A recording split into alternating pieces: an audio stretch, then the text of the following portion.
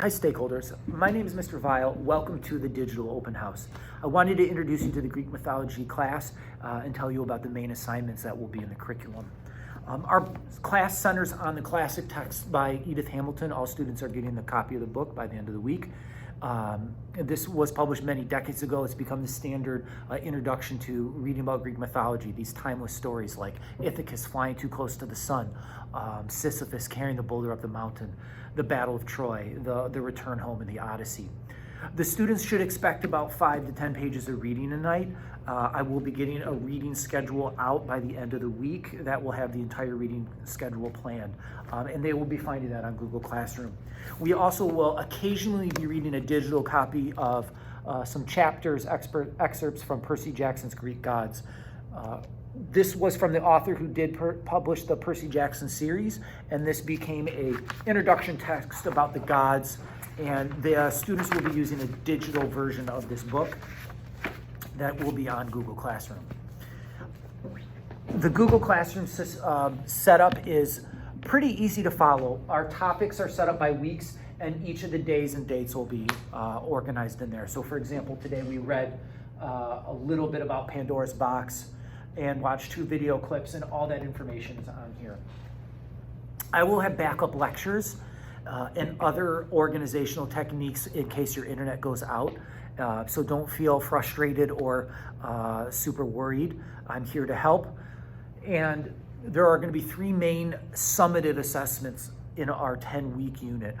The first one will be in about 3 weeks. It'll be a study of the gods. The second assignment will be an essay you'll have some choice about what you're going to write about. It will be about 5 pages. And then the last summative assessment is a God's project, where you make up your own God, and you're borrowing from all the things that you've learned, what makes a timeless Greek myth. So there's 3 big assignments. There will be 2 major tests, the final exam and a midterm. All the rest of the little quizzes along the way, I will announce. I do offer reassessments. And I also, most exams with the names are open notes.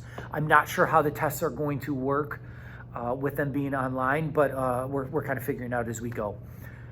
So with that in mind, I think students often really enjoy the stories. What they find most difficult is all the different names. So one learning technique, one goal I have as a teacher is to teach note-taking strategies and giving some options on how do we keep track of all the names and the flow of the stories.